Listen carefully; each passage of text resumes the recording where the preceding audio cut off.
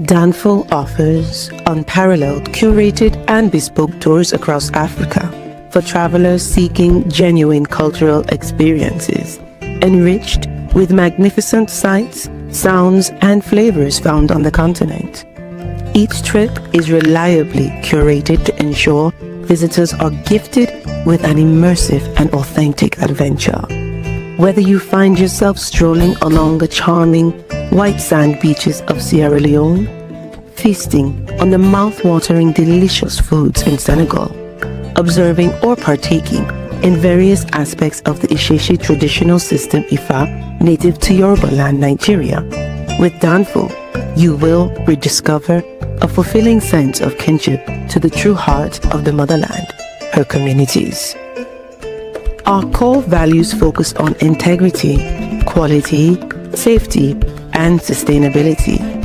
We are uniquely committed to assisting with the advancement of African infrastructure and promoting African businesses, so both travelers and the communities they visit receive beneficial exchanges. At Danfo, we understand the importance of connectivity, and we have created a model which provides bespoke experiences based on your passions or hobbies. With us, expect a long-lasting spiritual bond between you and your destinations. Live, love, Danfo Africa. To learn more, visit danfo.africa.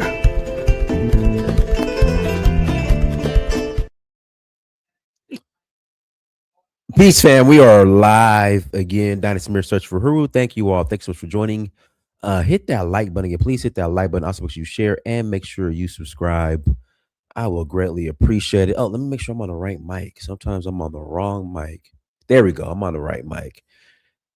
Let's see what's going on, y'all. We just got back from Senegal. I know I sound like a broken record, but just got back from Senegal on Saturday. We had a great time in Senegal. We ate the best food in Africa, some of the best cuisine in the world, if you ask me. No one is messing with. I'll put cheb jin,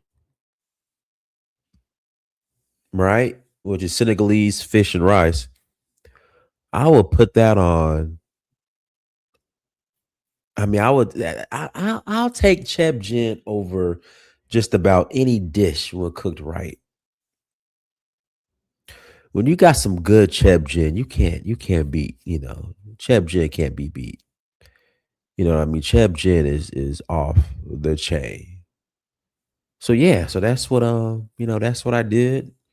Ate a bunch of cheb jin, a bunch of cheb yap, mafe, super kanja, yassa. Had some of the best yassa at this bed and breakfast I stay at called La Villa 126 in Dakar and El Madi. Their chicken yassa is off the chain. So had some of that. Um, yeah, man, just eating just some great food in the car, you know. Yeah, man. What's up, y'all? What's going on? Listen, we got some people in the chat already. Thank you for joining. Somebody said delineation is ordained by the Most High. Well, y'all, listen. I'll put the link in the chat room here shortly, and you guys will call in and add to the conversation. Love to hear from you guys. I'll put the link in shortly, but got a couple other announcements. Announcement number one: we are rolling to Nigeria in a couple months, August 2nd to the 11th. August 2nd to 11th, we're rolling to Nigeria for the Oshun Festival. If you're interested in joining, please visit Africa. We're also going to Zanzibar in September for Safari Blue, and Kenya as well in September with a partnership with Traverse Culture. And then in November, we are rolling to Ghana and Ivory Coast, and then Sierra Leone, and then going to Benin in January. So if you're interested in joining, please visit Danfo, that's DANFO .Africa. Again, if you're interested in joining, please visit Danfo, that's DANFO .Africa to learn more. Shout out to Marie Shaw, y'all. Let's every time Marie comes into the chat, y'all, we're gonna our moderator Marie, we are going to recognize uh Marie, y'all.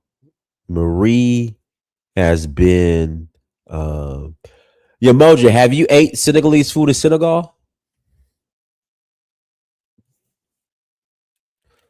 Yamoja, have you been to Senegal and ate the Senegalese food actually in Senegal? But shout out to Marie, you guys. Marie, our moderator, every time she's in the chat room, we're gonna praise her. Okay. Marie came on our first ever trip to Africa, to Nigeria, to the Oshun Festival back in 2019. And even though Marie has on several occasions threatened to quit, she's always back, y'all. And we want to praise and respect. Hold on, we got to give her some sound effects. Where are my sound effects at? Hold on. I got some sound effects. Here we go. One more time. We're going to do it 3 times, y'all. Shout out to Marie, y'all. My Marie, are you Minde, Marie, or Timne? And y'all, we still trying to get Yamoja to come on a trip to Africa with us. She stayed ducking me with listen, Yamoja got a new, and the Yamoja's an AKA or a Delta. And boy, she got a new excuse every time it's time to come. Every time it's time to come to Africa with Dynas, she got a new excuse.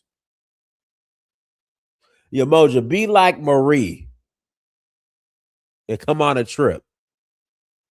Talk about something. I had the best Senegalese restaurant, the best yassa in my life at a Senegalese restaurant in Madrid. Not Senegal, Madrid. Be like Marie.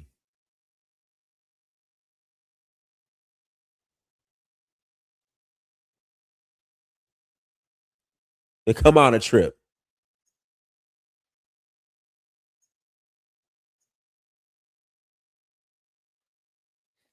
But everybody, so visit Danfo Africa. If you guys don't know, Danfo Africa. This is the site right here. Come and visit Danfo. You're Minde and Timne? Okay, you mix it. I'm Minde on my dad's side. Well, my mom's side, I'm sorry. One of them sides. I'm Minde. Ain't no Timne mix for me. I'm just straight Minde.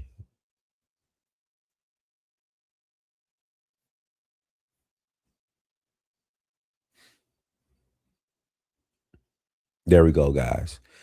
That's the site. You know you there. There you go.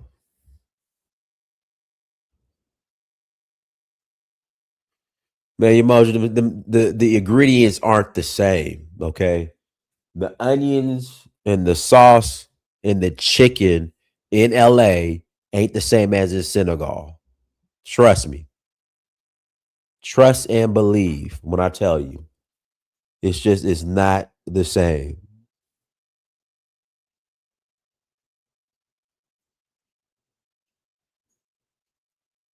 Okay, so stop ducking me and come on a trip. Anyways, y'all, we got to talk about what's going on in South Africa. And even with what's going on in South Africa, Cape Town is still a beautiful. Cape Town is still the most beautiful city in Africa. I'm sorry. I love Cape Town. I'm still going to visit Cape Town. We'll be in Cape Town next March for the Cape Town Jazz Festival. I'll keep you guys posted. We're going to go there and Namibia. Love Cape Town. But see, you have to understand, these folks know how to act. Shout out to Midday Dimples.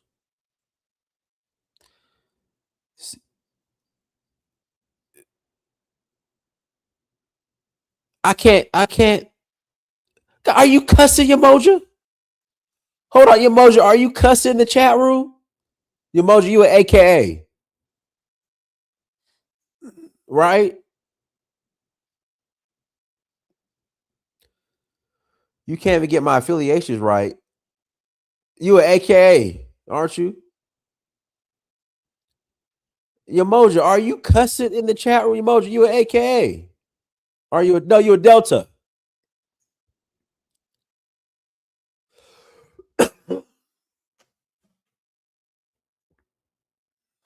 You an AKA or no? You an AKA emoji? No, I ain't no alpha. I'm a kappa. But see, I ain't gonna get offended. It's okay. Shout out to the Geechee woman. Massa's doing great. Massa is in his bedroom. Massa is here with me.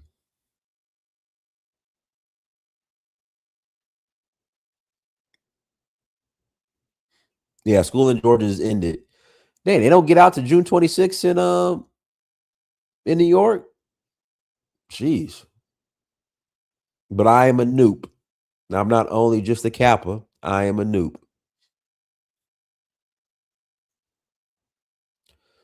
All right, xenophobia in South Africa. Ghanaian, they getting airlifted out. Has it gotten that bad? The Ghanaians are getting airlifted out by the government.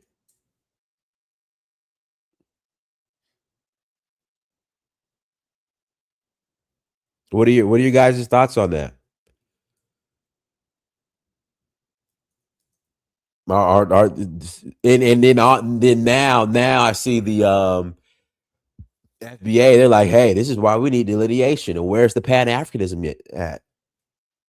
And that's another topic. Is the xenophobia in South Africa proof that Pan-Africanism is dead? Then I'm in Ghana, and there's Ghanaians saying they want the Nigerians out.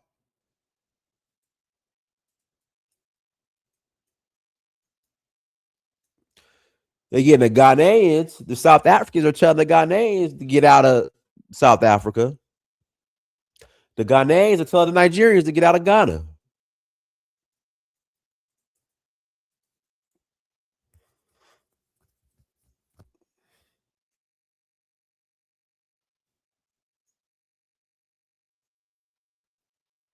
This family has been filling and filling their mill food recycler for a week now.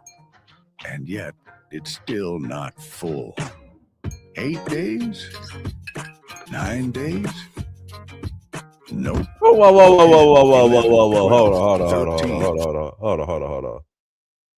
Hold on. Emoji, how can he be a SG Row and a AKA? Emoji, come on. Emoji, how can you be a SG Row and an AKA?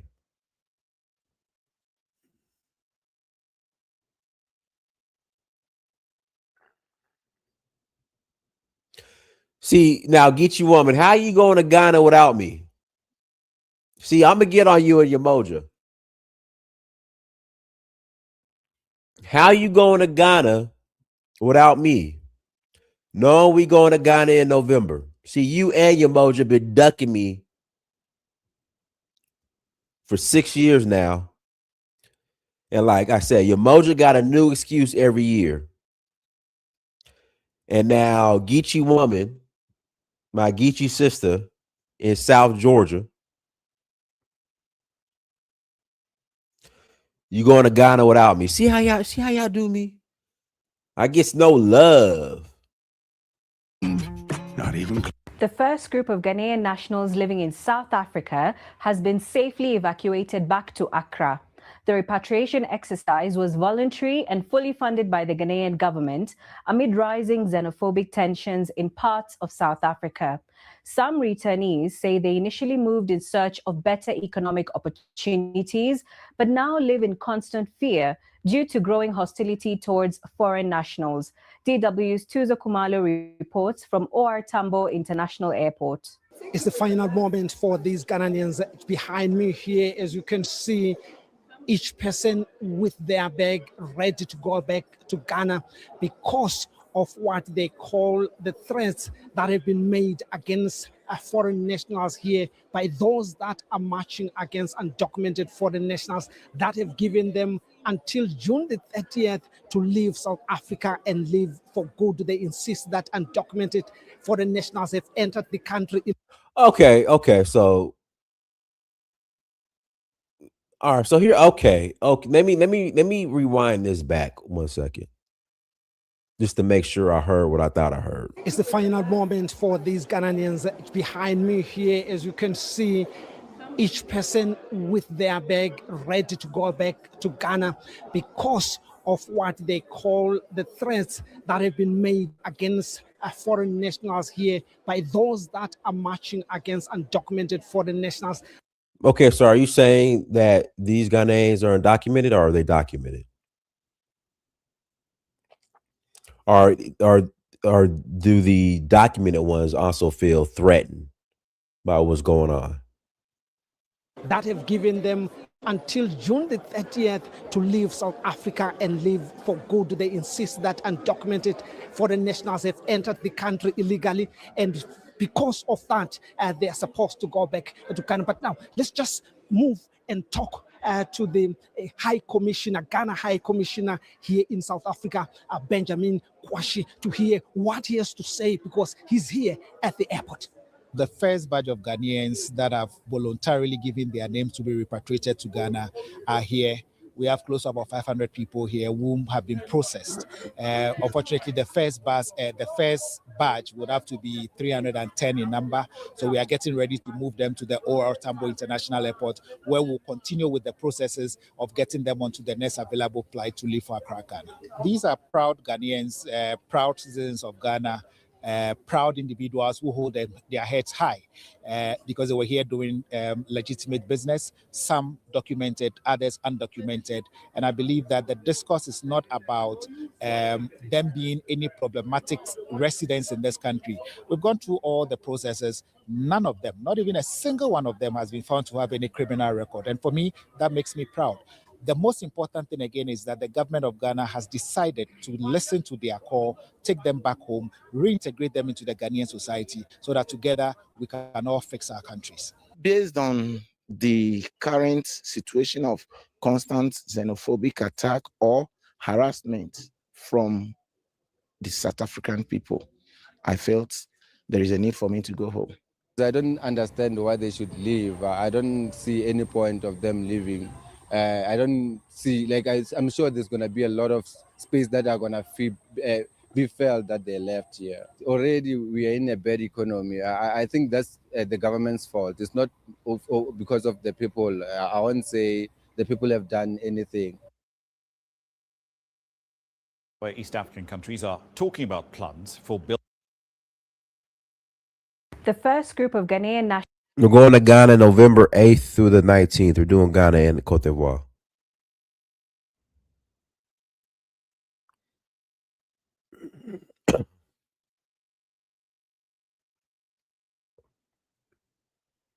Have xenophobic platforms. Hundreds of Ghanaian nationals have left South Africa in response to protests there against migrants. Now, the protests have been growing in recent weeks, and some of those now leaving say that they have been victims of constant harassment. Ghanaians assemble at Ghana's diplomatic mission in Pretoria to leave their life in South Africa behind. It's the first batch of around 300 people who want to leave because of the growing anti-immigrant protests. Based on the current situation of constant xenophobic attack or harassment from the South African people, I felt there is a need for me to go home. Buses stand ready to drive the migrants and all their belongings to the airport for repatriation flights organised by Ghanaian authorities. The Ghanaian High Commissioner says hundreds more want to leave and that the government plans to help them reintegrate into Ghanaian society. These are proud Ghanaians, proud citizens of Ghana, proud individuals who hold their heads high because they were here doing legitimate business, some documented, others undocumented. And I believe that the discourse is not about them being any problematic residents in this country. We've gone through all the processes. None of them, not even a single one of them, has been found to have any criminal record. And for me, that makes me proud. Anti-immigrant groups like Operation Dudula and March and March accuse migrants from other African countries of driving up crime and say that many are in South Africa illegally. And as the economy struggles with unemployment at around 30%, their message is resonating with many South Africans.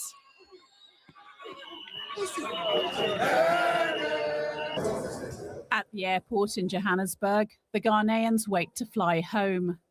Many other African countries are advising their citizens to be careful in South Africa as tensions there rise.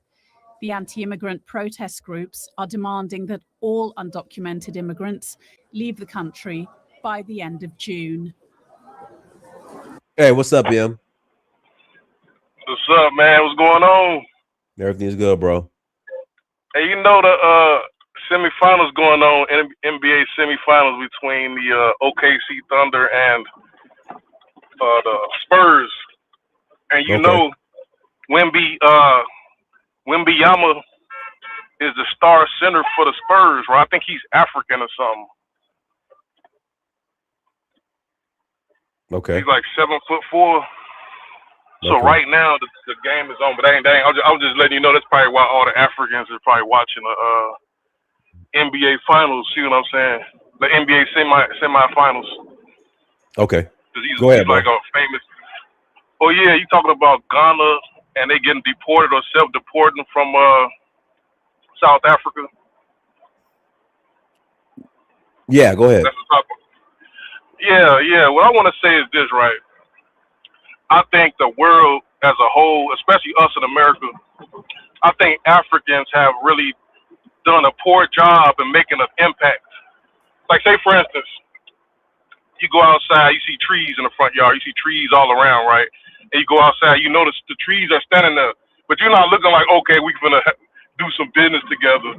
We finna, it's some type of impact to your life. You know, they produce oxygen, they clean the air, they have a function, but I think a lot of people in America, I think other places like South Africa, they probably see Africans are just a hindrance, or people from Ghana is like it's not really like they coming to do business or to share or to build with you.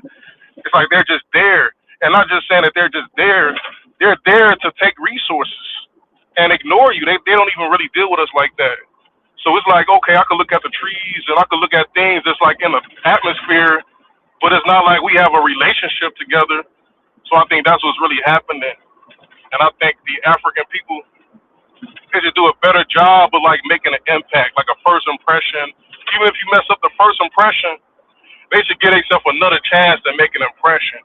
But if you've been around like for 20, 30, 40 years and we don't know who you are, we see you in the schools and getting these jobs and like in the oil industry or whatever industry you get it in, and we don't know nothing about you. You just in there getting jobs.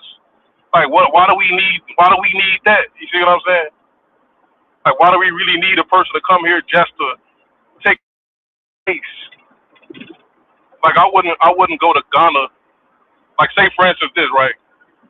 Say you did the reverse. You was offering continental Africans an opportunity to tour America. Do you think they're gonna be there as soon as they get in? You think they're not gonna dip off and just take advantage of like the sanctuary cities?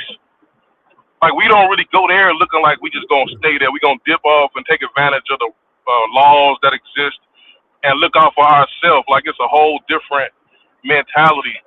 Like we try to be like a advantage or a benefit to places we go to. And I think if they did that in South Africa, they wouldn't be getting like deported or seen as like a nuisance. Like we have Akon, right? Akon is an incredible artist. I didn't even know he was from Africa until like in the late 2000s, like when they had the whole FBA movement, and he was talking about he's going to build a city. So that means like the people from Senegal they're more willing to work with us and they're more willing to integrate, and they don't really throw like being an African in our face. Like they don't really like they don't rub you the wrong way. And then they bring benefit, like the incredible music and whatever they do. They opened up restaurants and clothing store, and they live in the same neighborhood as like the black people here. So I wouldn't even think that we would have any type of ill feelings or thoughts about Senegalese people, because they don't just come here and stand off and just suck up resources, you know. But I think people from Ghana and other places, that's what they really do. They don't just do it here. I think that's what they just, I don't know if it's in their culture, their ideology, philosophy, but they don't really like make a good impact on people. They don't come to share like education, their history, customs. They don't even really open up restaurants. The only restaurants we have from Africans in the black neighborhood is from Senegal. Probably the white people is, you know, they might have like a Nigerian restaurant, but you will never see like a Nigerian restaurant in the regular community. So we don't really know anything about these people other than them just like impregnating the women and just leaving like, I don't want to be disrespectful, but like anger babies, you know. And then these babies grow up and they have like black American, half Nigerian, and they don't know who their father is, but they claim that they Nigerian, even though they father them abandoned the woman and left them to grow up around us. So we have a lot of that, but they can't even teach us the culture because they don't know nothing about the culture. So I think Ghanaians and Nigerians, people don't really see value in them. They just see people coming to just exploit and scam and run game and cons, you know. And I think that's why the people in South Africa is trying to get them up out of there. Because if people from South Africa, they already poor, and they see you coming in and you getting big jobs. You go over there buttering up with the Afrikaans, you know. They looking at you like an opposition, like over here. The people from Nigeria, Ghana, they come over here butter up with the white supremacists and share the same talking points or the same negative ideas about us, and they spew it on the internet about how lazy we are and such and such. Like, why do we want that? Why do we need that? So I think the people from Senegal, they don't really do that. I never really heard really most of the people from Senegal, they won't even tell you they from Senegal. That's how much they just don't even like, they just stay in their lane and they really integrate into the culture. You know, they don't really like, they don't have that arrogance about themselves that the Ghanaians and the Nigerians and them have.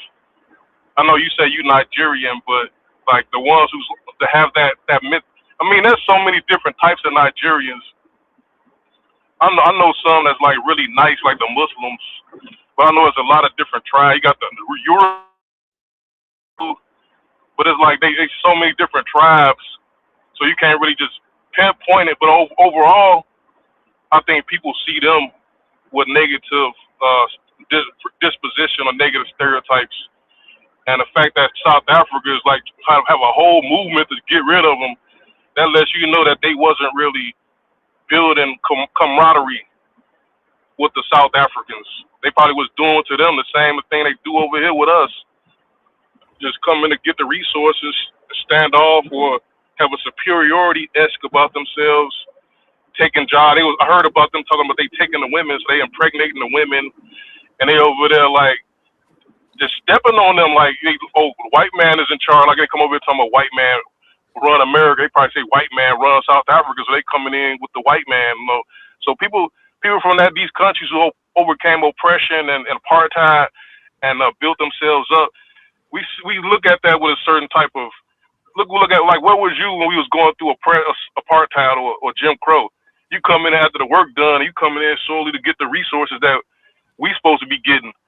You waited for us to do all the work, do all the fighting and struggling, so you can reap all the benefits. So we ain't finna let that go down. And I think the South Africans have the same idea. We ain't finna let y'all come in, take all the advantages and get the big jobs and get all the women, and we the ones who was treated like animals. Or because apartheid was so bogus, the British had the people, the Boers, the Dutch, had them in concentration camps.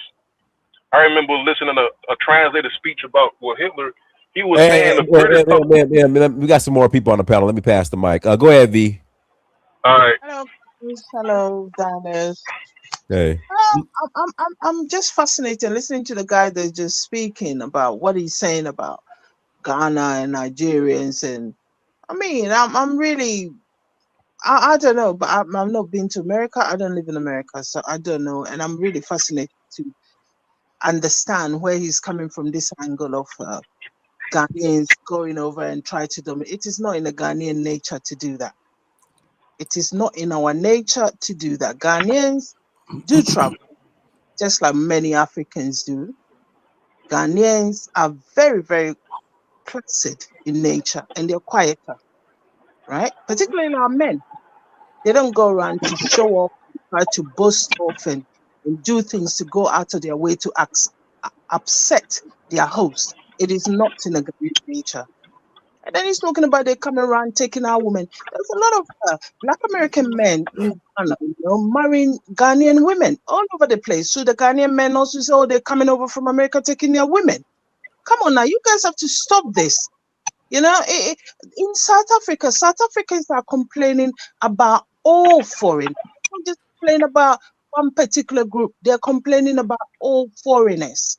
And there is an issue in Africa now where migration is people are moving from one place to the other, causing a lot of issues because the population is getting bigger everywhere. Resources are not equally distributed among the population. The elite in Africa are siphoning off everything. They're making themselves richer. The people at the bottom are just fighting over smaller and smaller resources.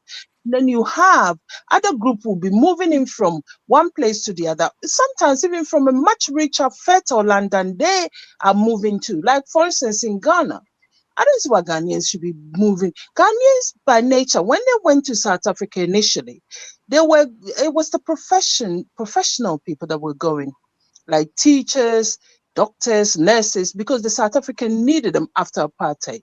So they were going to the Black communities to educate them.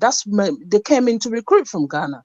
Now, later on, recently, I've heard they say, even now, they still have a lot of Ghanaians working in their institutions, especially in the education, right? And now you have Ghanaians that move in there with other trade, like maybe mechanic, carpentry, mason, building, taxi, and all that stuff.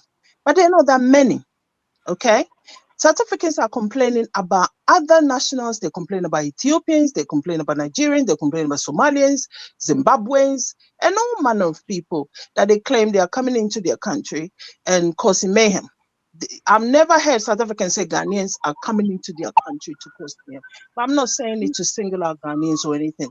The major problem we are having in Africa, which African governments are not addressing, is the influx, the migration, where you have one group of people moving into a place. The resources are not there to cater for the people that they are there even already. And then you have a whole group coming in and things are getting, squeezed and smaller. And that is what is a problem. But as usual, the African government will not look at this issue and find means to address it. Unemployment is an issue. Sometimes even fighting over schools, hospitals. You have a situation whereby places like South Africa, they have free education. They also have free healthcare and stuff like that. And you find a group of people will move in there simply to access that thing. Now, if the resources are scarce for the people, it makes it even squeeze even more. We need to address migration in Africa. And it's not a question of somebody going over here. I've never been in America, and the little that I know about what goes on in America, I know Ghanaians are not there to write shots over anybody. It is not in the Ghanaian nature to do that. There's a lot of African Americans moving into Ghana.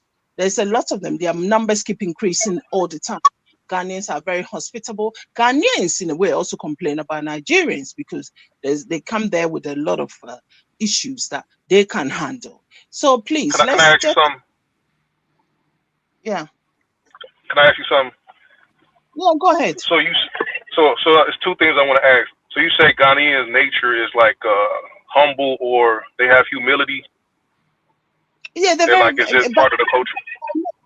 yes, by nature, yes. By nature, So let me Ghanaians, ask you this. if you take Let me ask, Ghanaians, and one or two that maybe behave badly, but majority wouldn't behave bad. No. well, what I'm going to say is cliche. So how do you explain Ashanti? But also, how do you explain Ashanti? Ashanti got to do with anything? What's Ashanti got to do with this?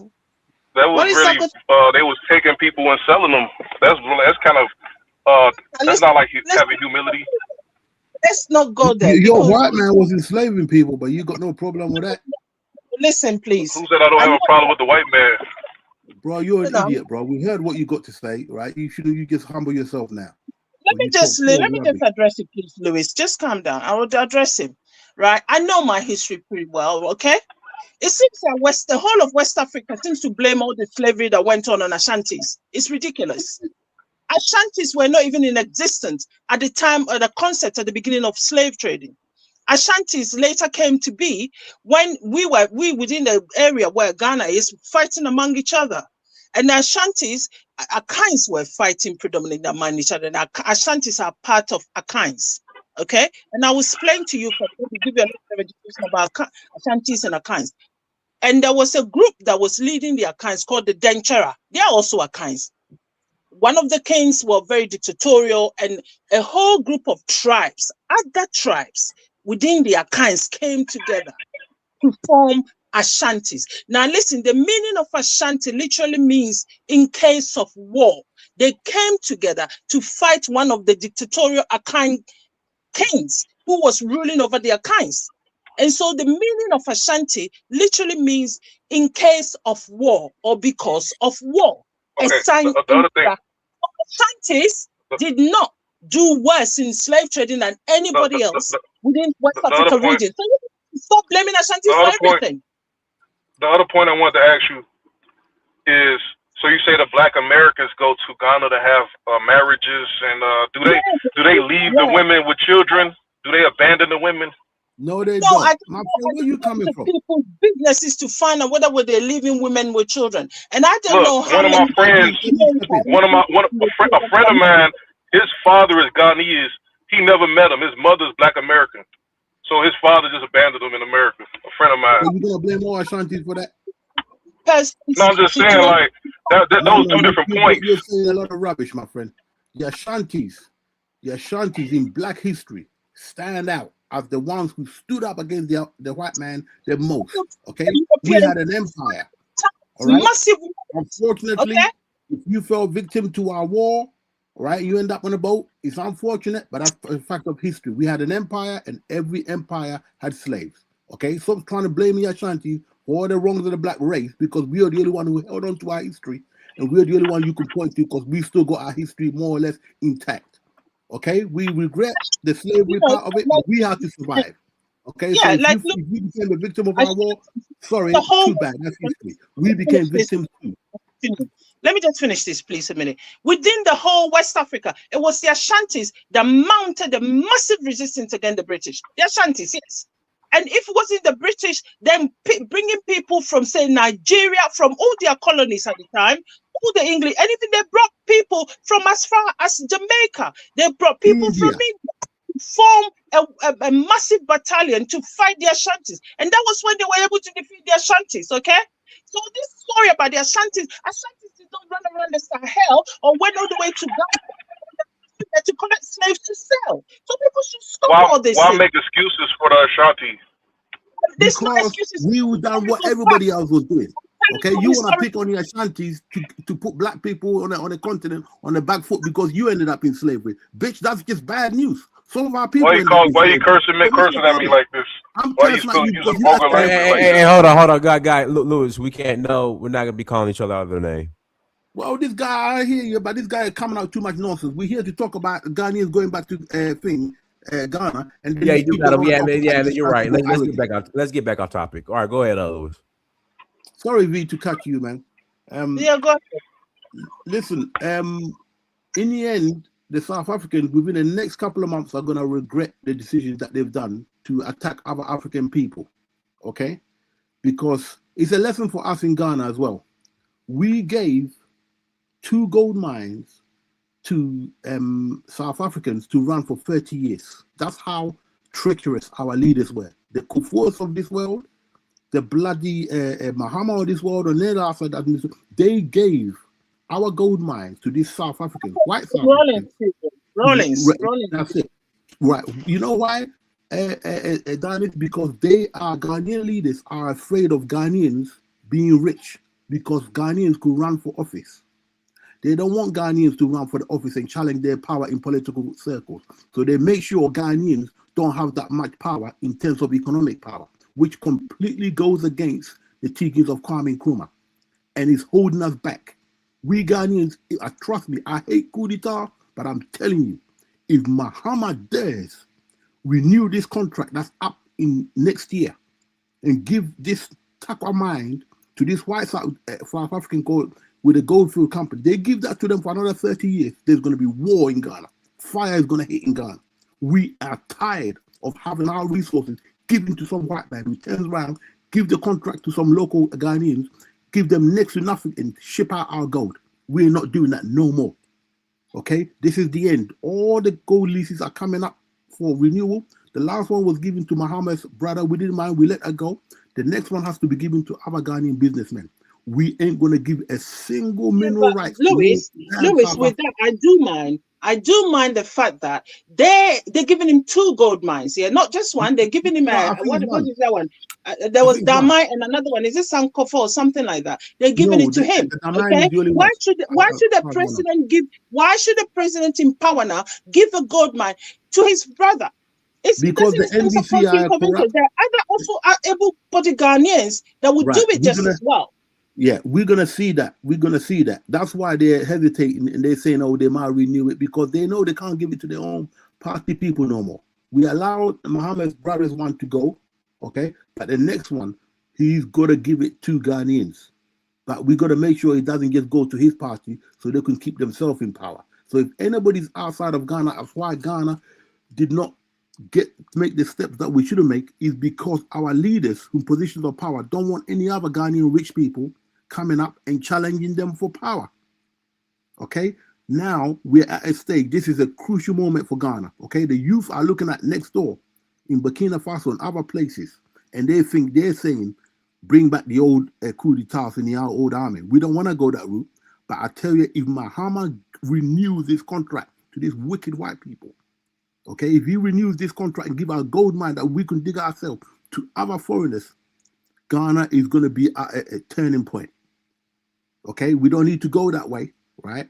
Trust me, what people saw of Ghanaian people being hustled on the streets has shaken the foundation of the country to its knees. So the kings who are doing business in South Africa, flying over there, living big with a white man, and the politicians, their family flying over to South Africa, living big with a white man, if they give our minerals to these foreigners again, Ghana is at a turning point. Africa is at a turning point because the other African nations now, they're looking at the South African situation and it cannot be.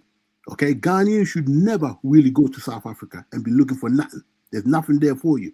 I'd rather be a bloody cassava farmer, and there's a lot of money in cassava, than bloody going to South Africa and facing racism from a white man on the continent of Africa. I'll kill a white man. That's why I don't go there. I don't even go on holiday.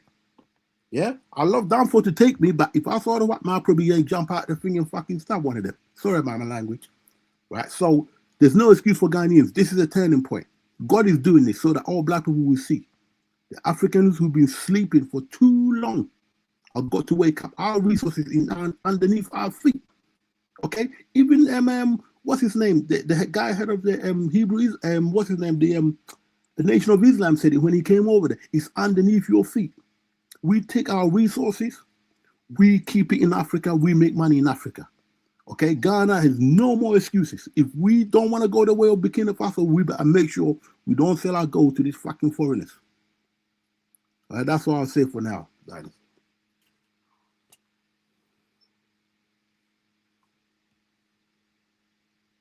No, go ahead, Africa. Yeah, greetings everyone. Louis, Sister V, Dennis, I hope the body fine. Greetings, Africa. The body fine. Yeah, okay, Yeah, wicked. body good. Yeah, Body the body fine. good, the body good. Yes, yes, the body Yeah. fine. Yes. Yeah. You know what? I'm gonna come on a different angle. I can understand my brother M frustration. Um, but obviously, I also disagree with him. Um, picking on one group of Africans and also picking on one ethnic group. I understand. Look, if you look what's going on in the world right now, I think West African people, specifically people of West African descent, are being mainly been targeted. Okay, that's my opinion. Because if you look at what's going on right now, like deportation in America, is mainly West Africans. In the African continent. And if you look at the problem in South Africa, they are mainly West Africans. But who to blame for this? Number one is ourselves, West African people, where, we actually still stuck on this, I wouldn't even say 11, probably 10, like probably even go be further than that. We're stuck on this old tribalistic mindset, thinking our tribe is what going to get us, somewhere in this world. And that's never going to happen. We're so tribalistic. People all over the world can see West Africans, you know, online, especially a specific country, I must admit, Nigeria. Because I spoke to different South Africans, they basically all the xenophobia that you see in South Africa is mainly targeted at Nigerians, but they're just taking it out of all other Africans. For some reason, they I don't know. If you could, I think it's a historical problem. If you look at the history of West Africa, Nigerians were one of the few, the biggest population we have as a black nation is Nigeria. Nigeria was the least resistant country towards the colonials. I agree with Sister V. The Ashanti fought hard against the colonials because they didn't want to be ruled. The northern, the Sahel, that they fought hard. The West Africa, the Guinea Coast, but there is no, but at least two or three people that who are still commemorated in that region who fought hard against the colonial system because they do not want to be ruled. The mindset of certain type of Nigerian, not all Nigerian, because I've been in the UK for how many years? I hardly bump into a northern Nigerian like the Hausa or the Fulani or the Kanuris. These people don't travel hardly. If they travel, they go to neighboring West African countries. And even Nigeria have a name for like leaving the country called Japa. The education system is being drained. They actually invest so much money training doctors, nurses, and so on, only for them to find excuses to leave their country instead of staying there and helping their people. But they would rather go outside. And if they have problem in their nation, instead of sorting it out between themselves, they will go outside.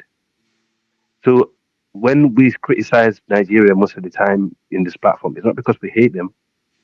It's because we know they're one of the biggest problems. And when they come to the West, they don't integrate as they should do.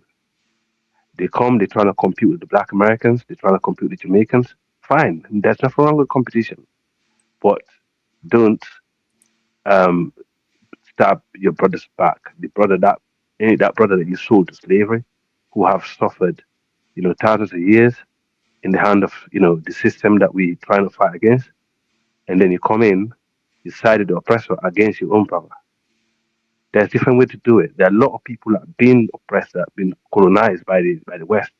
They didn't do it the way Nigerians did when they come over here. The Indians come here. India, Indians were colonized. They don't come here and do that to their own Indian brothers. They work together. Pakistan do the same thing. For some reason, us in West Africa, this tribal mindset that we have, we compete on each other's tribe. We fight each other's based on tribalism. And our leaders actually make it even worse how they govern the people. So we're doomed. This is why nobody likes West Africa. And the people who have been out of Africa for so long and suffered in the hand of, transatlantic slavery are majority West Africans. Mm-hmm. So this is the reason why I understand where M is coming from also. Because I mean, I can point out the UK. We have a Nigerian lady who is currently actually made even worse to the point we have an extreme right wing party who could actually become the government. Complete sellout. So, a small country like Ghana wouldn't impact, the problems that we face globally. Listen, I know we in West Africa, Sierra Leone and Liberia was the number one choice for the neighboring countries to go and hustle and make money and send money back. I know the differences between the Ghanaian and Nigerian and the Guinean and the Senegalese and so on. I know, but I don't want to go into detail. The reality is, West African people who came to the West, they have tried so hard to undermine the African Americans and the Black British who've been here long enough that knows how the system works. Now, everything has crumbled. They played them against each other. Elon Musk I can guarantee you, Elon Musk is He's behind a most lot of of this. Yeah, we know. Right? If I can just remind you, brother, I don't know how old Idera was in it, probably help you out more. During the apartheid system, we had a man called Chief Buthelezi. You can look him up on YouTube. Chief Buthelezi's whole aim, who was the head of the Zulus, was to stir up trouble between the Zulus and the ANC. Because of that, for some time, I didn't even think there were any Zulu members who were ANC. But his job, he was giving money to kill other ANC people, just start a riot. Funny enough, the same Chief Buthelezi people are the ones starting this Dudula nonsense. Okay? Now, Julius Malema came close to saying it, but he didn't want to go too heavy into it. But the fact of the matter of this, South Africa, as I've said many times, I've given up on them a long time ago. This is the end of the road for them. Okay? They've lost sympathy. Yes. They treat Zimbabwe. Yeah. And if I may, yeah. Yeah, if I may, Israel is trying to annex Cape, the Cape region. Yes, we understand. You understand, and also, this is all. Listen, this is all game. I see it. Julius Malema was targeted for a reason. Yes, they wanted to use it as a.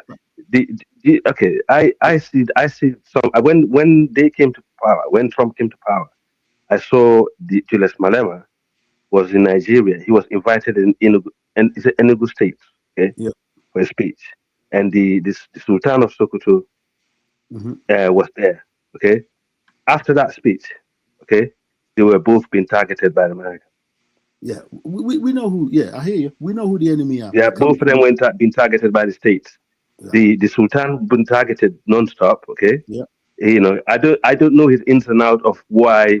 What is his background? All I know is he's the head of, based in northern Nigeria, and Sahel in a lot of ways. And I don't know what is his background, but he's been targeted by the states, and Julius Malema been targeted also by the state. Yeah, because Julius Malema, what he preaches, whether you like it or not, is a threat against the white system. That means we got to be consistent in our message in terms of colonial freedom, economic freedom. If I can just say, Israel was the biggest. Let me just say quickly, Israel was the biggest supporter of apartheid in South Africa, and they gave nuclear weapons to the South Africans to threaten the other Africans. Okay, so let's not forget away from it. But what I'm upset about is that the ANC have sat back and allowed this vigilante group called the fucking Dudula group or whatever they are, excuse my language, to run amok and determine what happens on the streets of South Africa while they're sitting back talking and saying nothing. Well, we guys ain't going to stand for that.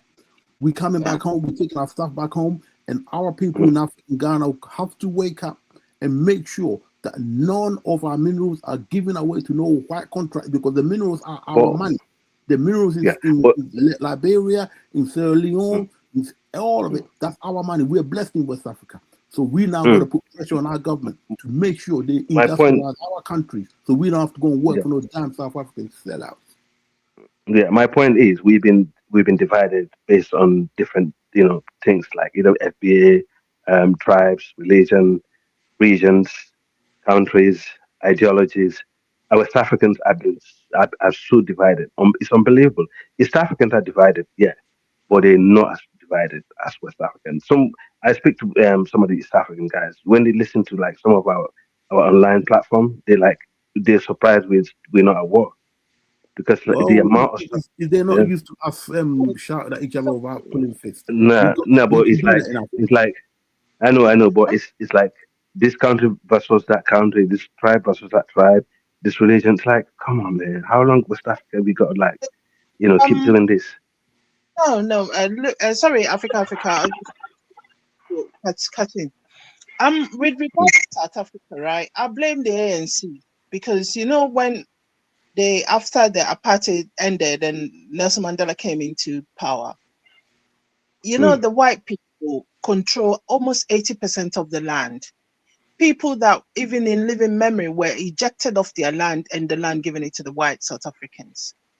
So many townships, like villages, for instance, your own village could be annexed and the people will be driven off and the white people will take it over. Whatever, these big farms and big ranches and wine, a grape, that's what happened.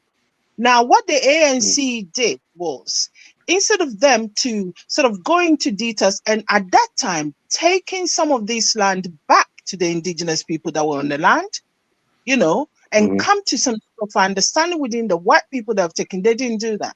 Their ANC, after winning power, set upon where you have a group of elite ANC people, and the current president is one of them. Mbeki was one of them. Apart from Nelson Mandela, that you could put aside, all the ANC big shots who were the black people set upon to make themselves multi-rich, multi-millionaires, billionaires. They sold out their people. Corrupt Asians that came to the country and so forth. So what you have now, about 80% of the land is in the hands of a very few people in the country. They're not talking about the white people, though. You don't see them attacking the white people. And can I say something after y'all finish? Okay, and the black people are left with a very small, that they're fighting over. And now they find that a whole group of Africans are also coming in, and it's a mess. You have to blame the ANC. They have caused this mess. Now you have this situation. They have, but the people are stupid. Let's call them what they are. They are stupid people. Bro. They're dumb. They're dumb black. They're stupid. This government is in coalition with this group of white people, white party. So for where you have power, they are actually sharing power with them. We've forgotten the last election. They're sharing power with them.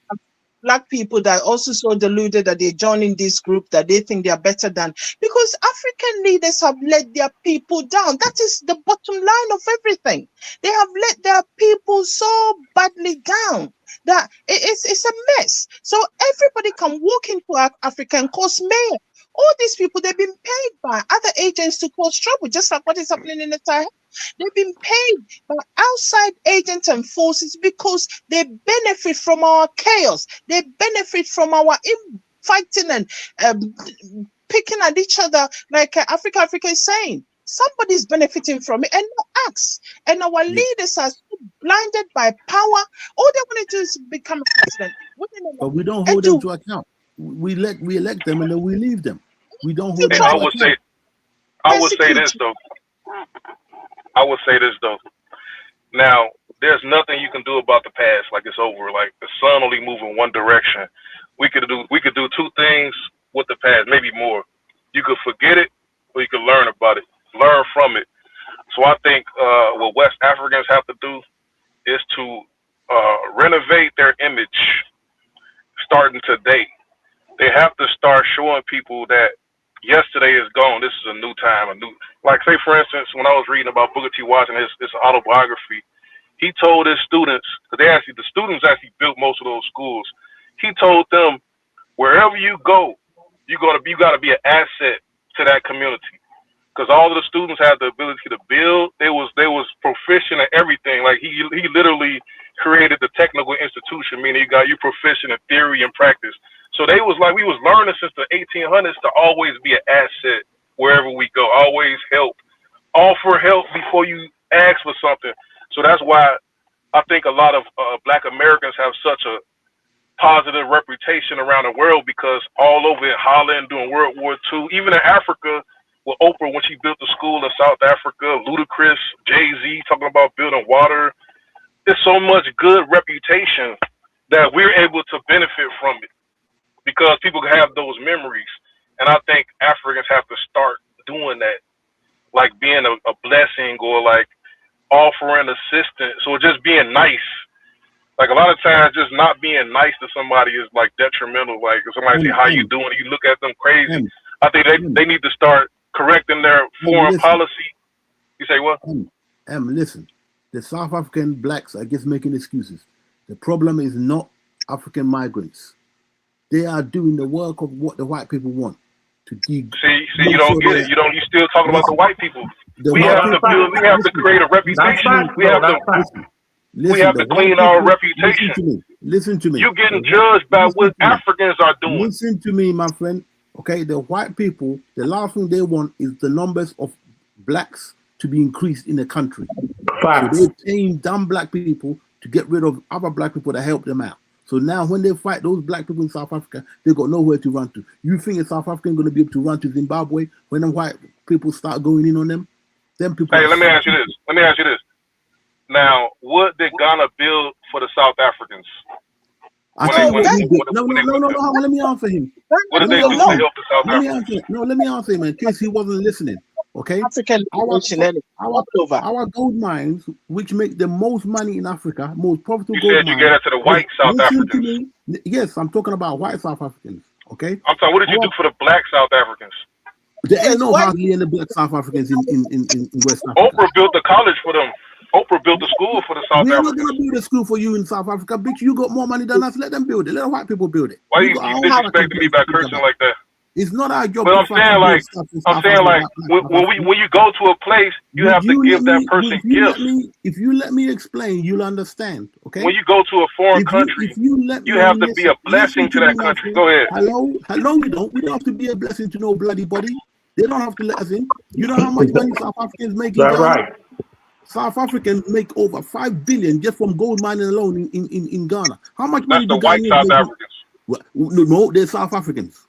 Okay, because when they're on the street, they're not attacking the white South Africans. Okay, they say the white South Africans are part of them. That's what a woman in charge of Operation Dudula is saying.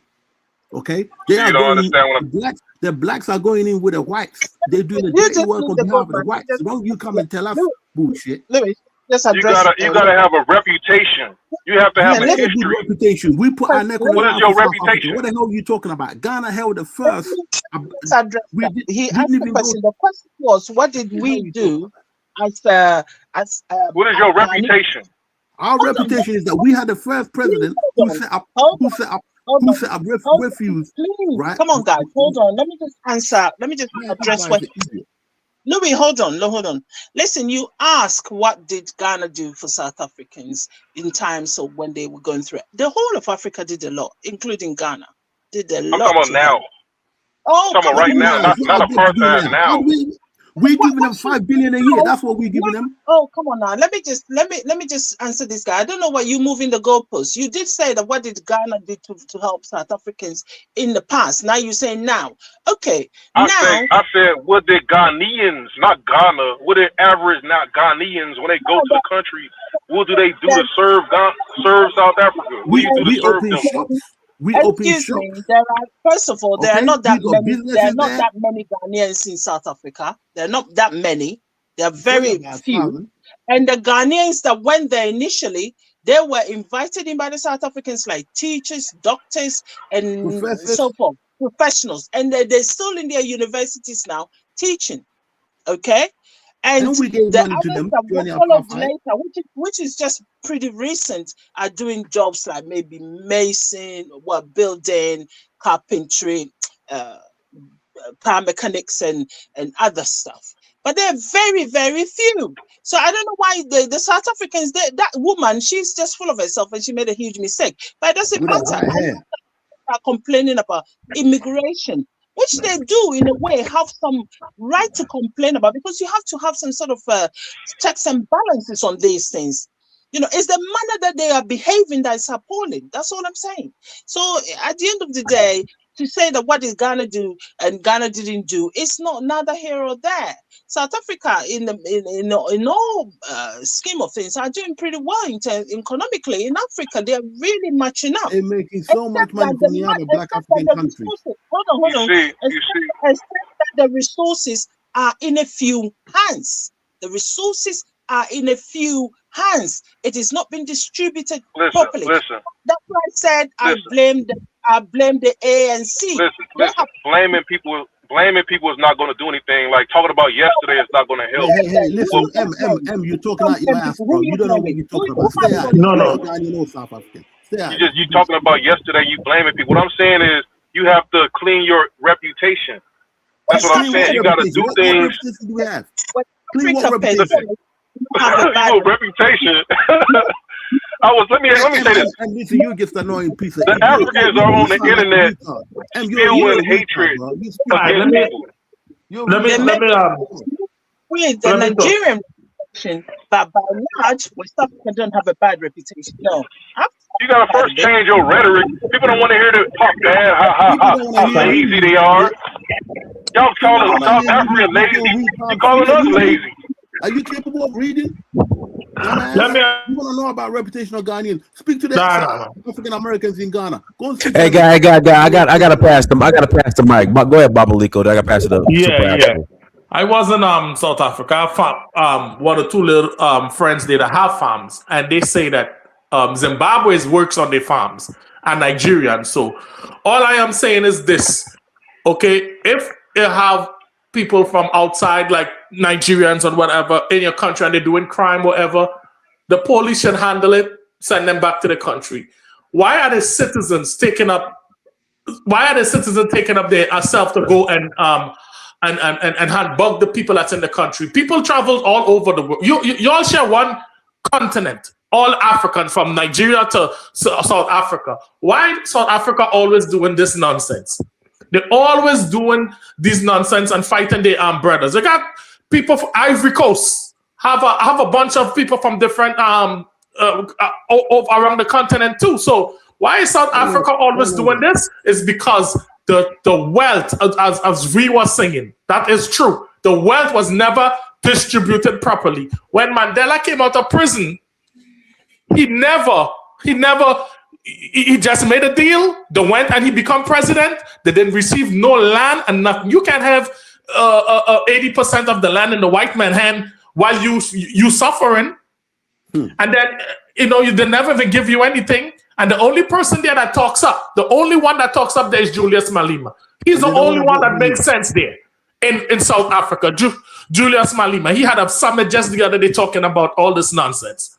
And then it got people like the Patriarchal Alliance and the Action SA. These guys profit a lot off of this xenophobia.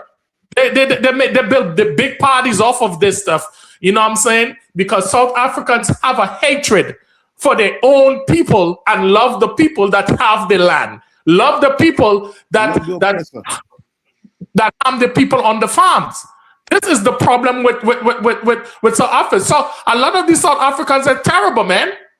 I'm not going to sit down here and say, people they travel. No, people travel all over the world. You're not supposed to be doing that. What jobs are they talking about? Are they talking about selling little things on the streets, little stuff in a shop? ANC supposed to put things in place for South Africans to go and open businesses, open little shops, get grants. They don't put these things in place. So V is right. I'm blame the ANC. They never put anything in place for these people. And every election time they run around and fool these people election time and never do nothing. And where is Zuma? Zuma was the former president for the ANC. He got a new party now called the MK Party. He is quiet. Zuma, you hear nothing about Zuma. You hear Ramaphosa. Who? Zulu man too. Yes, he's a Zulu. And from KwaZulu-Natal. So where is he and all these people? Malema is the only person talking up. And you know what? You know what they say? Malema, we're not going to vote for you in the next election because you love foreigners. Well, hell no. He should hate the foreigners. Like, it's ridiculous. How these South Africans treat white people and how they treat their own black brothers from across the border. It's absolutely ridiculous and absolutely nonsense. And this M don't know what he's talking about. It is the ANC. You got to blame the government. The government put things in place. When I come to America, I say, whoa, I could go to a trade school. I could go and get a trade and go and use the same thing to get a trade. Do apprenticeship, free apprenticeship, learn a trade, and go and learn a trade and get and get into construction and do what I had to do. I learned that here and become a journeyman.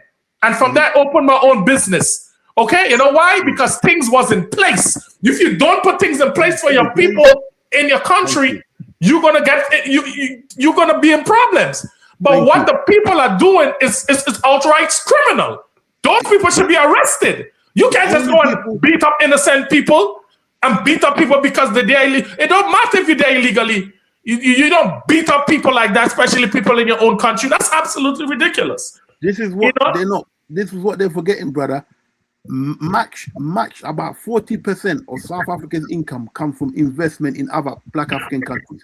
Soon as those Black African countries cut them off, you're going to see how much they're going to drop in the economy. So this is a good thing. I think it's a good thing, right? All the countries pull out their black people, pull them out, and you see how these black people get. But that's what I'm saying. South Africa have a if every black foreigner leaves South Africa, you know what the next thing going to be? The next thing is going to be a tribal. They're going to say, you Zulu, you Kwasha, you this, you that. Because it's a problem. It's not about the people. It's about these people is about the land and the wealth. They do not have the land and they do not have the wealth. It's not shared evenly. It's not shared properly. I was talking, a lot of people didn't even know about Ramaphosa, how he was hiding money in the couches in different countries and all this stuff. These people are criminals. These ANC people, they don't give a damn about their people, man. And these people keep voting the same people into power. So they look for whatever they got. They don't like Malema because he like foreigners. Okay? No, Malema went to Kenya. And Malema said, in Kenya, I don't know what Ruto is doing. He's all over the place. He better let us know what he... And I respect that. That man went to Kenya. They could have sent an army to lock him up. And he was like... And he said it right there in Kenya. So... And then he went to Nigeria. The guy is a Pan-Africanist, man. The guy goes around and he loves Africa. So what do you want the guy to fight his own African brothers for? It's absolutely crazy. If I can just say, just a reminder, back in the old days when Nkrumah was in power, he helped finance a lot of the freedom fighters in Zimbabwe, Zambia, and other places. So when Mandela heard about it, he flew over to South Africa, to Ghana, to look for Nkrumah. Although at the time, Nkrumah had to keep a low profile because the CIA were trying to kill him, right? But one of our MPs who was preparing Mandela to go and see Nkrumah was that he wanted to find out the ideology of Mandela. And his name was one guy from that village, actually. I forgot his name for a sec. But he spoke to Mandela, and he asked Mandela, what does he want the finance for? He wanted help with money to, to do the ANC. He said, what's your aim of the ANC? He said, to get rid of apartheid. Well, our minister told him, listen, if you want Nkrumah to back you, you've got to say you want full independence. In other words, you got to get rid of the whites. That's what Nkrumah wanted to hear. In the end, Nkrumah didn't meet Mandela. Mandela wasn't that big at the time. And because of the CIA and all that, he didn't get to meet Nkrumah in the end, and he left out the country. So Nkrumah carried on and everything. Later on, there was a coup d'etat and so on and so forth. But what I'm trying to say is, Mandela achieved his aim. That was to get rid of apartheid. He did not cater for the other things, such as economic freedom. And that was the problem. That was the problem. It was never solved. So now the white people are using the black people to incite the black people against black people because they know their best weapon is black against black. And when the rest of Africa is united against the whites in South Africa, the whites got no chance. And this is what the dumb black people in South Africa in here. And I got no time. Exactly. No time for them. Yeah, but Louis, just a minute, right? When Mandela, let's say Mandela did fight a long fight and he was in prison for quite a bit. So you have to forgive the man a little bit because when he came out, I'll tell you why, sister. He was a bit old. What about Mbeki? Listen, Mbeki, I blame Mbeki. I blame Mbeki because he took over after Mandela and that man could have done a lot, but he did very little. In Becky, because he again. Yeah, but they're scared, V. You remember what happened to Zimbabwe president when he kicked out the whites? You remember what happened to him and what happened to Zimbabwe? So they don't want that to happen. But when Malema had a plan, he was like, "This is how we do it." But they don't want to hear. They don't want to hear Malema. They don't. Oh, he radical because the whites already paint him as a radical. So now they're like, "Oh yeah, we got to distance ourselves from Malema." But Malema says, "Have a way we can do it to get our land back and to divide it up against the people, and the whites can still have some part of the farm, but they will have to share it." But they don't want to hear that. They don't want to share. The whites want majority of the land, and the blacks stay in poverty, stay in shanty towns, and say they're lazy and all kind of lies. Black people is not lazy. The South African people are the poorest blacks, in my opinion, because they basically have nothing. All it is, they got the power of the rand, which is only that's a fact. That's a fact. They don't own no land, no nothing. You're powerless people. What's the point of you being on your own land, ancestral land, and then you don't own nothing? I mean, what's the point?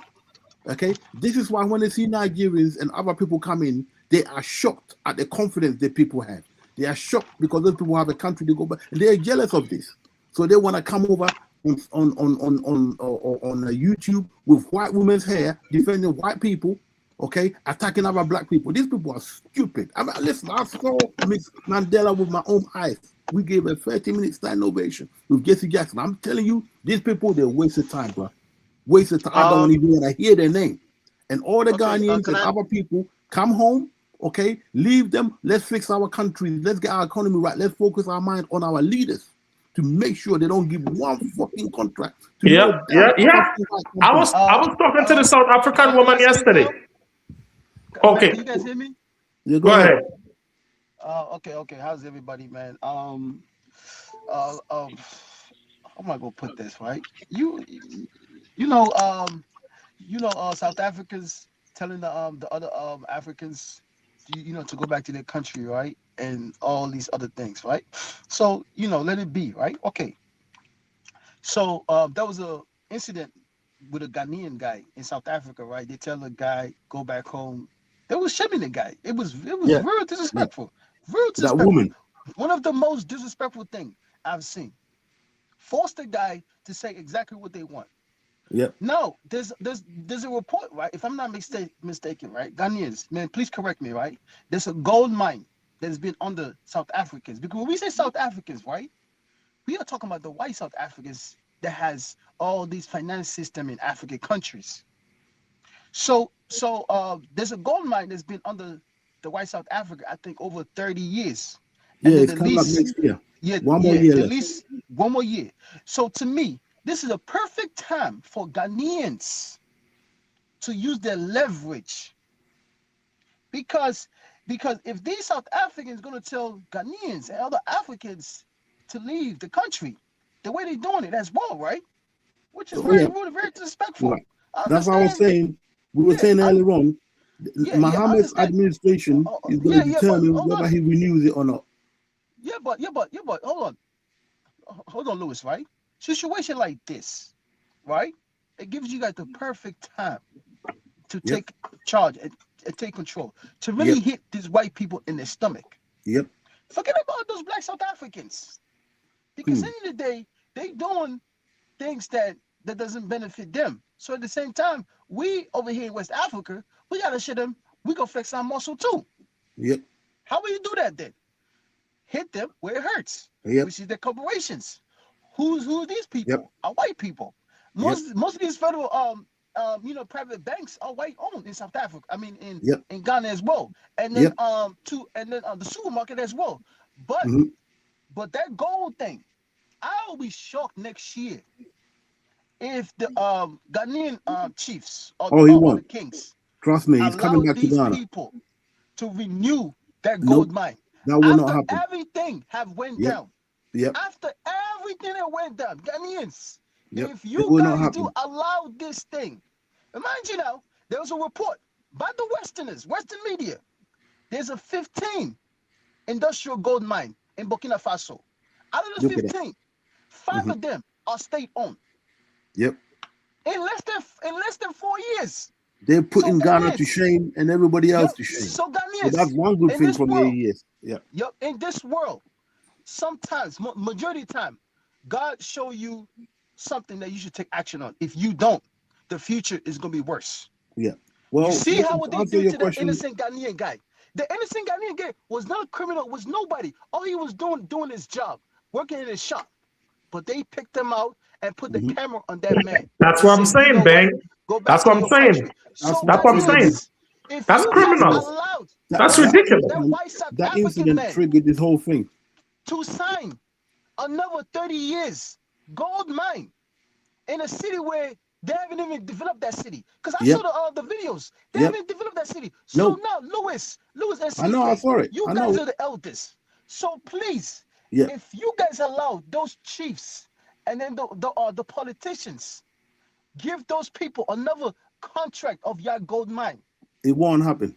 Trust me. Man, This is a tipping Go ahead, point. Lewis. Let me be This quiet. is a tipping point for Ghana. Okay. Let me tell you what happened in Burkina Faso. I don't like coup d'etats, but trust me, the youth in Ghana, if Mahama gives this gold mine to these white people to renew it for another 30, 20 years, there's going to be a coup d'etat in Ghana. Trust me. And he wouldn't dare do it. The last time he gave the gold mine to his brother. Okay, fair enough. It's a political game. He can't do that again. He's got to give to somebody else, but a Ghanaian. And that's why they hold him back. But they cannot give. If they give this gold mine to South Africa, there will be a coup in Ghana. I'm telling you, all that stability will be gone. But Lewis, you will give it to Ghanaians, but you can split the profit. It doesn't have to be one elite Ghanaian that owns. You could give it to We've got loads of people who can run it. People that worth millions of dollars, they could own % of it, and then the Ghanaians people can run it. You know what hurts? You guys should not give this contract to them. It won't be. It won't be. I can assure you, it will not be because the people are sharp on that. It won't. I can't see it happen. If it does, trust me, there'll be a coup d'etat. I'll be leading it. Yeah, but Ben, why the people on the land does not get some type of royalties? This is the problem I'm talking about. Ben, sorry, my brother. Listen. You know why? Because of when they colonized us, you have to go back in time. All these things, Africans used to do it on their own. Ghana Empire used to do all these things. We find right. Listen, Ben. We got defeated. Right. Do you know? Right. Do you know? Go ahead. That the South Africans, you know what they do? They come in, they bring in their money from investors, whatever. They turn around and employ local Ghanaians. Local Ghanaians in some of the best qualified miners coming out of the mines in South Africa and Australia are from Ghana. We've got engineers. There's no excuse. There's no excuse. If the dirty politicians taking money in the background, Yes. After they do the deal, they fly to South Africa. 100%. Lewis, sorry to cut you off, right? Go ahead. What? They start doing that. The lady that led all this, right? Remember the lady that did the video? Oh, I used to do the ugly hoe. Yes. So now, what the government of South Africa is doing it now? They want to charge her as some type of human something, right? Yeah, you know why? Yeah. You know why? Because of they trying to blame the fault on her, and at the same time pretend as if everything is gonna be kumbaya. Because you know why? Now other black people in other African countries are wake up now. Yep. They don't want you guys to go after the corporations, which is the gold mine. You understand me, right? Yeah. Because this because contract the is white coming people up. paying them. So now they're gonna twist the blame on her. Yeah, no, but you know what she's that's done? what they're gonna do. So Listen. please, man, I will be shocked if Listen, you guys Ben, allowed. Ben, listen. She made a video a day and a half ago saying that Ghanaians are overreacting. You go on YouTube now. It's actually on there. She's saying that Ghanaians are overreacting. Yeah? No, listen. This girl should be blamed for everything. Blame the ANC. Okay? How can you run a country and let a vigilante woman with white woman's hair, fake bleach face, come stand there and fucking run vigilante group on in your land? Listen, the lease is up. No more concession for foreign companies. Ghanaians dig it themselves. Ghanaians Hit digging them in the stomach. Hit them in the stomach, man. It's not gonna give happen. them a hook. After that, right. give them a Mike Tyson uppercut. Boom. Listen, That's I what think they need. That's I what they think need. this is a divine wake-up call for West Africa. We got to take back our minerals from the gold alone. Yup. We should be making money. Yup. Give them that body shot. Give them that body shot. When they flinch, then after that, you give them that uppercut, the Mike Tyson uppercut, man. Boom. Right. Go after the corporations. Forget about those useless South Africans that goes in the street. No. Yeah.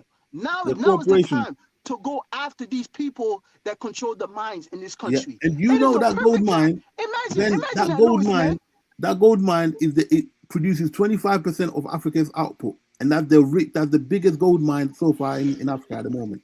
That gold Imagine that. Imagine this is a perfect situation. Behold, the contract was coming to an end. And then these South Africans behaving like this. You know, sometimes, man, let's be fair to us, man. God handed us gift, man. Yep. It's what Listen, you do our with leaders. It. It's what you do with it. It's what you do with it. It is the same situation in Mali, right? When Barrick Gold is American guy. You know, in South Africa, right? They fought the Mali government for like a year and a half, almost 2 years.